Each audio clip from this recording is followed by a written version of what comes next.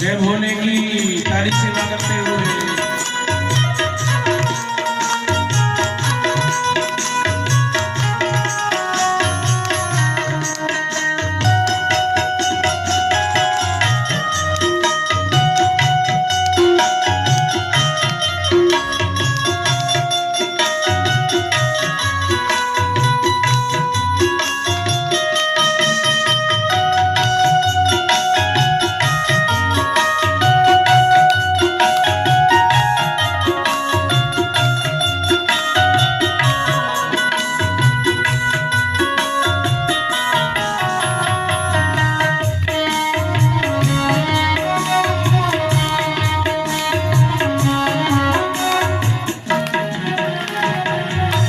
तेरा यश गाया वेदों ने,